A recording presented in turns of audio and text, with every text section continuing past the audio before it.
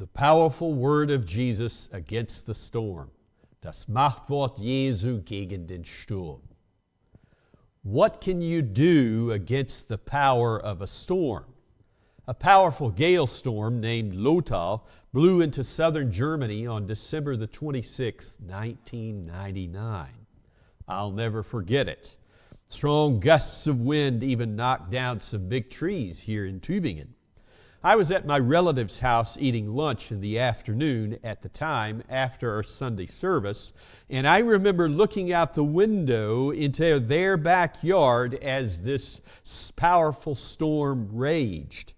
My late uncle and his son-in-law tried to prop up and save a tree in their backyard. Though this tree had already been bent over halfway by the wind, they still fought valiantly against the wind to try to save this tree.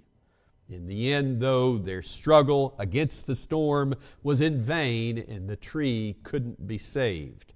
Their power was nothing compared to the power of the gale storm. This is also the way life is sometimes. Things happen that we only have partial or maybe even absolutely no control over at all. We try to do something about them, but the power of this event is simply too strong for us. We are powerless to change it, defend ourselves against it, or to stop it. What do we do then? We often have fear. What or who are we all afraid of today? Many people are afraid of terrorism, for example, or they're afraid of great changes in their countries, like in France or maybe in Britain or other countries. Or they're afraid of big exams coming up this week, or of some difficult paper, thesis, or doctoral dissertation to write. Some fear the future, if we will be accepted or declined, or they even fear graduation, if we will find a job later or not. Others fear some big unpayable bills, or fear life in general, or sorrow or illness. But are we really all alone with all of our fears? Today in our Bible readings, we've read about people who, in their greatest fear, had a powerful encounter with Jesus. Jesus spoke the whole day about God to many people on the shore of the Sea of Galilee, a lake. And so it's now evening, and Jesus says to his disciples, "Let's go over to the other side of the lake." Why? What's Jesus planning to do there? Does he also want to teach there, or does he simply want to get a little rest there, or both? It's Jesus who wants to take the boat out onto the lake with his disciples now. And so they set sail across the lake in their small fishing boats. But such a violent storm suddenly blows up upon Jesus and his disciples out in the middle of the lake that even waves break over the boat and begin to fill it up fast. This squall occurs actually every so often on this particular lake when winds from the west, from the Mediterranean Sea, come across the mountains of Galilee at an elevation of 2,000 to 3,000 feet and suddenly drop down over the lake, which is about 600 feet below sea level. The waves of this storm begin sweeping over their boats. The disciples and even Jesus himself are in gravest danger. But where is Jesus during all of this great adventure? Where is Jesus during the commotion in this great danger? All hands on deck is what sailors call it when there's some great challenge on board a ship. Every man is needed to help urgently, immediately. But Jesus' disciples are experienced fishermen, not beginners in boating.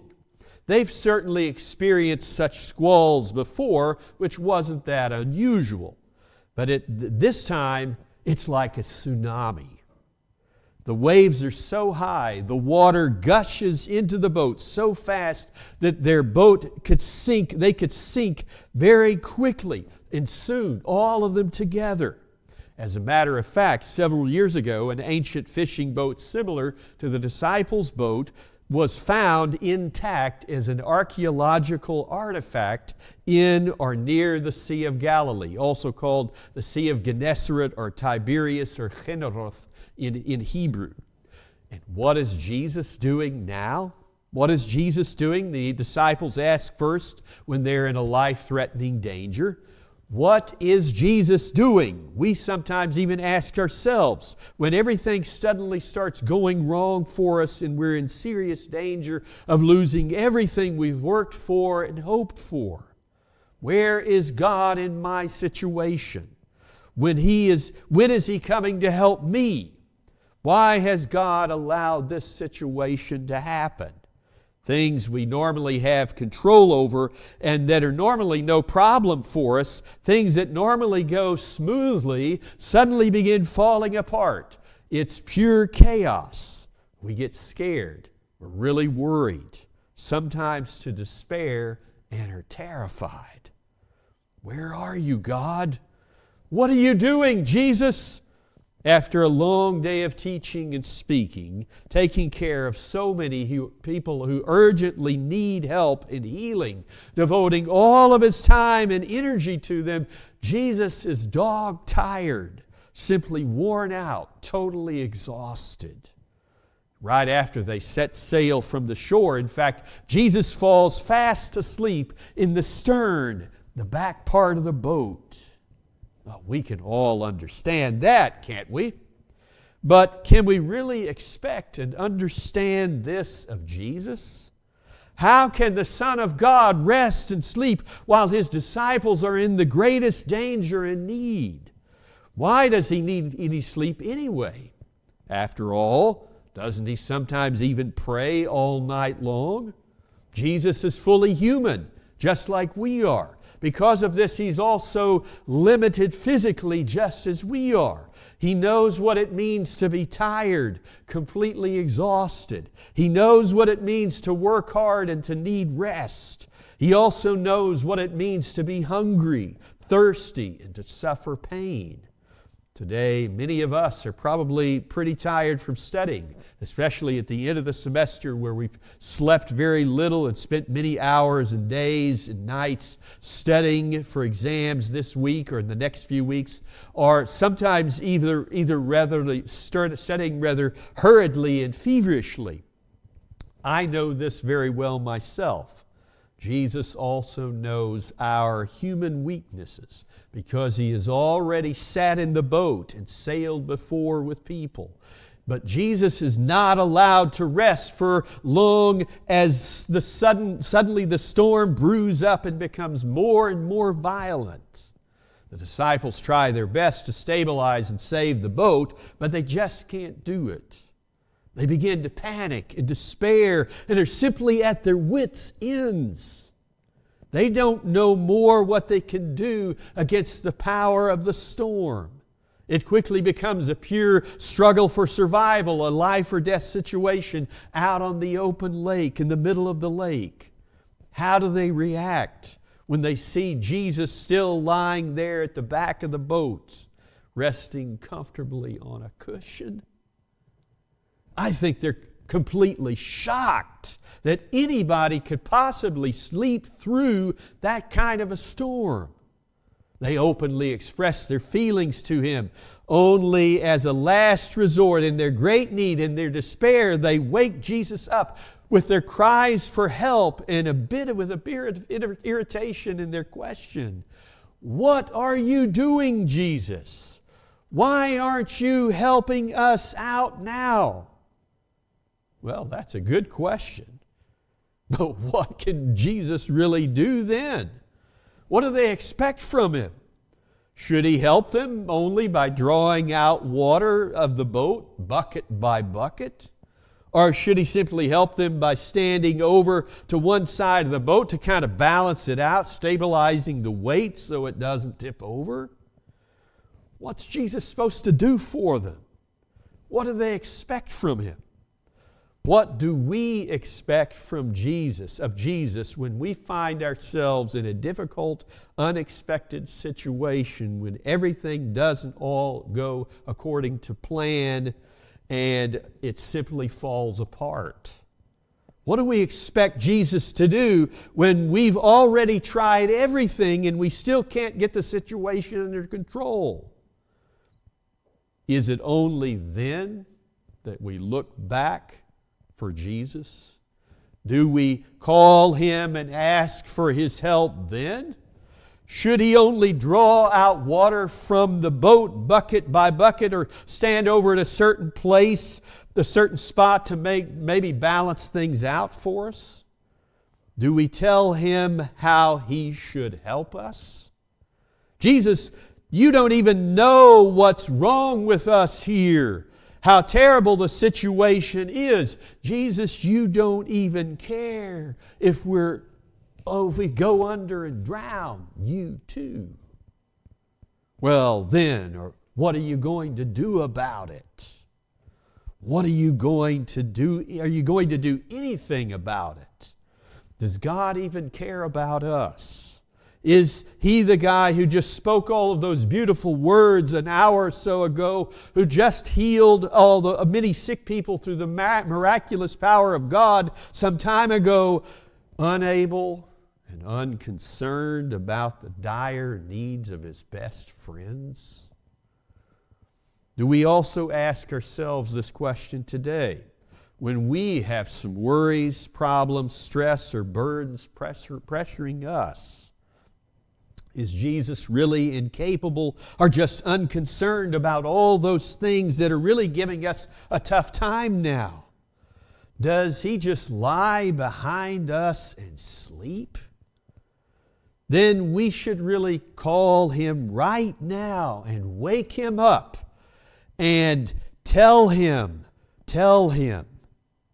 the seriousness of our situation. Lord, without our help, without your help, we're going under. So, will Jesus really go under with them, drown in the lake? No way! That can't happen because it isn't God's plan for Jesus. Jesus can't be surprised by a natural calamity or be killed by some accident. Lord, save us. Nothing and no one can help now except Jesus.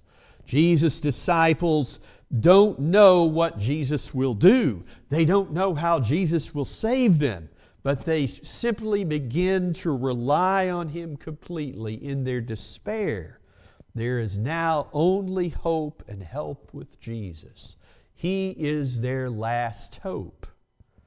How does Jesus react to His disciples' despaired question and cry for help? He isn't angry or offended. He also doesn't try to first calm them down, but He simply changes the situation immediately and powerfully. Jesus isn't afraid of the lake, the wind, or the storm. Why not? Because He created all of it. He isn't just a sleepy, dog-tired, powerless man. He's also the eternal Son of God who has power in His Word. One word from Jesus, by contrast to all other people, produces something unbelievable, miraculous, supernatural. One word from Jesus changes the situation entirely. It gives power. It calms the powerful storm and wind, and it drives away all fear and human doubt. Jesus' word saves.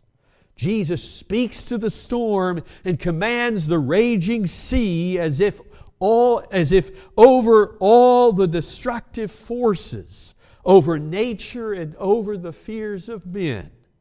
The destructive forces and powers of the storm and the waves on the lake obey Jesus and must bow to Him.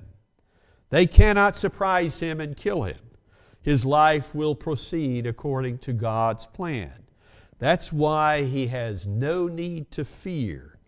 But this story is also about the fear of the disciples.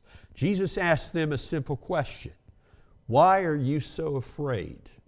Why does He ask them this question? Jesus doesn't care to know about the storm, but if they trust Him or not. Sure, they believe some, but they don't apply their faith in Him in this situation.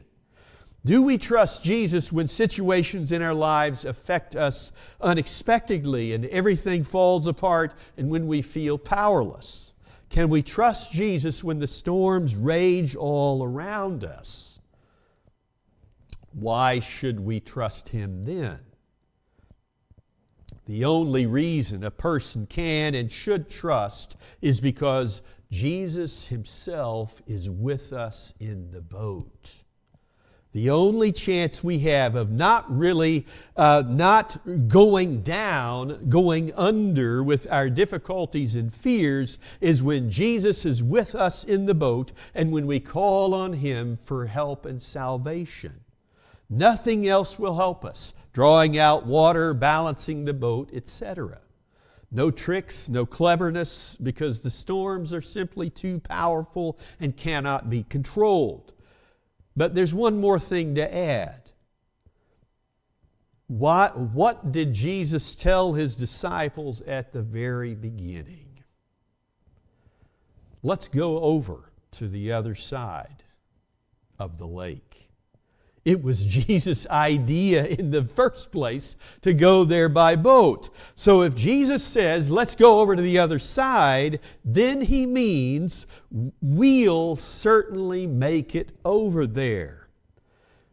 Now, maybe the way there could also lead through a storm, past or through several difficulties. Jesus doesn't promise His disciples here that the trip will be easy. But when He says, let's go over to the other side, then we as His disciples will get there. Jesus promises His disciples and us today no easy trip in life without any storms or difficulties. But what we always need for the trip is trust in Him and in His Word. At the end of the story, Jesus' disciples still have great fear. This time, though, it's reverent fear for the one who is sitting with them in the boat. They've seen His true power, not just to heal a sick person, but over nature. There is nothing, truly nothing, that is impossible for Him. He's more than just a teacher or a miracle worker. He is truly God in person. He alone has the power to control the seas. And now this God is sitting right in front of them in the boat. So how do we deal with the storms in life and with our fears? We should always trust in Jesus and in His Word. Sometimes people think that they are now experiencing difficulties because they've been disobedient to God. Not always. Having a storm in life doesn't mean that God doesn't love you or that God is angry with you. Jesus once explained, God allows the sun to shine upon the good and the evil person. Good and bad things happen to all. The disciples get into the boats and they sail over to the other side because simply Jesus told them to do so. They run into a storm because they obeyed Jesus. And so they are right in the middle of God's will in the very place where He wants them to be. God hasn't promised us a life without storms or difficulties. The question always remains, how do we deal with the storms, by trusting Jesus or by being afraid? Jesus trusts God, and this is why He can sleep. The disciples have a sleepless night. Instead of worrying about things, can we place our trust, can we place our fears in God's hands and sleep? The Bible gives us so many promises that God is always with us and helps us. In fact, there are about 7,000 promises in the Bible. A few of them I'll list for you. In Isaiah 43 verse 2, the Lord says, when you pass through the waters, I will be with you. If Jesus is with us in the boat, then we don't need to worry. Another promise is found in 1 Peter chapter 5, verse 7, which says, "Cast all your anxiety upon Him because He cares for you." Totally despairing, Jesus' disciples finally turn to Jesus in the end. Jesus commands the wind and the waves, and they both cease immediately. Everything is completely calm instantly. God's Son, Jesus Christ, has control over everything. In Jeremiah chapter 32, verse 17, it says, "Ah, sovereign Lord, you have made the heavens and the earth by your great power and by your outstretched arm. Nothing is too hard for you." If Jesus has already said that we will go over to the other side, then it's going to happen. So the greatest threat for Jesus' disciples is not from the wind or from the waves, but from their own fear and unbelief. What a difference it makes. It makes if a person trusts Jesus or not. The Bible says in Hebrews chapter 11, verse 6, "Without faith it is impossible to please God." Wherever our storms are, whether our storms in life and our fears are great or are justified or seem to be small or seem to be trivial, Jesus says, if I am with you in the boat, then there's no reason to allow your life to be driven apart by fears. The wind, the waves, everything that you cannot control or determine in your life, and that's a lot, obeys me. The last question in the last verse, verse 41 of our sermon text today, is something we ought to learn by heart from memory. Who is this? Even the wind and waves obey Him. Whenever certain things worry us or make us afraid, we should simply pray, "Lord, you're already with me in the boat. You have power over everything I cannot control. Come, Lord, and calm the storm." We cannot control our own storms by sheer courage. We always need Jesus' power, His Word in us, with us, in front of all storms. In this story, Jesus calmed the storm immediately with a simple command. Where do we need calm in our lives today? What do we need faith in Jesus for today? Have we already experienced God in such a way that He has really acted in our lives and we have really felt His closeness so that we have reverent fear for Him and even have come closer to Him? Has He already helped us at some point in time in the past or answered some prayer? If He was faithful in the past, then can we not also trust Him in the future? In one of his books, Pastor Eugene Patterson writes about his two sons who are mountain climbers. They always plan very exactly how they will climb their mountains. Planning even takes longer than the climbing itself. But in climbing up, they always hammer in iron spikes called pythons into the crevices. These are secure points where they can tie ropes around to secure them in case they slip and fall down the cliff. Without these pythons, though, they couldn't climb up and survive. Our pythons in life are the times when we have already experienced God's faithfulness in our lives. Every prayer that God has already answered for us, every victory we've already won with His help, every storm in our lives that He's already calmed, these pythons help us not to lose our trust in Him and give up. Every experience in life, even storms, when we trust in Jesus, helps us to rise higher towards the goal in life in glory with Him. Steve was living what many people would consider to be the American dream. Married to a great wife with 2 sweet kids. He lived in a big house in a quiet neighborhood and had a job that many people would love to have.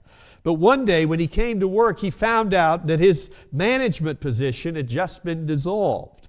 but he still had some bills to pay, and then they only started stacking up, becoming more and more for him.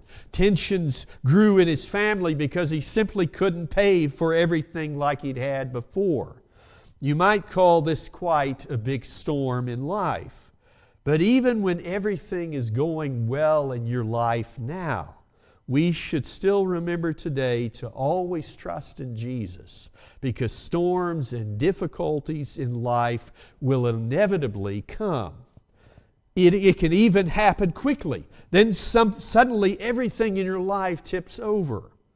You suddenly lose your job. Someone in your family suddenly becomes deathly ill or is seriously injured in an accident. A storm literally destroys your house, etc. For Steve, everything changed again in the meantime. He found a new job, but in the process, he discovered his relationship with Jesus Christ anew. He writes, when everything was going well for me, I thought I could handle everything myself. I thought Jesus was only there to help when people were in trouble. But when the storms of life hit me, I began to read the Bible again, and in the meantime, I found out that Jesus is always there. He's there with you in the good times as well as in the bad times. I only had to be reminded to put my trust in Him. In the storms of life, we see God's power at work. Amen.